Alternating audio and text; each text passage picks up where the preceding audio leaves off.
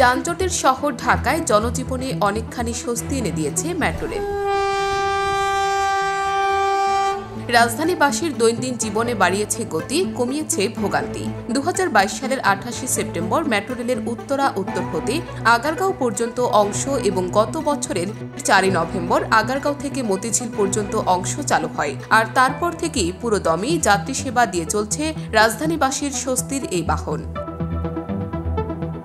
গত বৃহস্পতিবার Dhaka mass transit company লিমিটেডের প্রধান কার্যালয়ে আয়োজিত কনফারেন্স সংস্থাটির ব্যবস্থাপনা পরিচালক মোহাম্মদ আব্দুর রউফ জানান, চলতি সেপ্টেম্বর মাসের প্রথম 18 দিনে 49,09,049 জন যাত্রী মেট্রো রেলে ভ্রমণ করেছে। এতে মেট্রো রেল কর্তৃপক্ষের আয় হয়েছে 20,67,03,591 টাকা। তিনি জানান, এর মধ্যে 2 শুক্রবার বন্ধ ছিল। আবার গত বুধবার কারিগরি ত্রুটির কারণে দীর্ঘ সময় মেট্রো রেল বন্ধ ছিল। এতে 1 কোটি টাকা লোকসান হয়েছে বলেও জানান তিনি। আব্দুর রউফ জানান, ওই দিন অর্ধেক দিন মেট্রো রেল চালু থাকলেও যাত্রী সেবা দিয়ে মেট্রো রেলের আয় হয় 54,91,140 টাকা।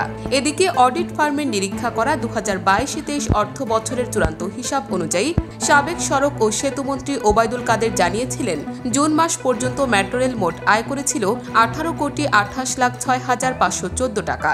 অথচ চলতি সেপ্টেম্বর মাসের প্রথম 18 দিনে মেট্রো রেল কর্তৃপক্ষের আয় হয়েছে 20,67,03,591 টাকা।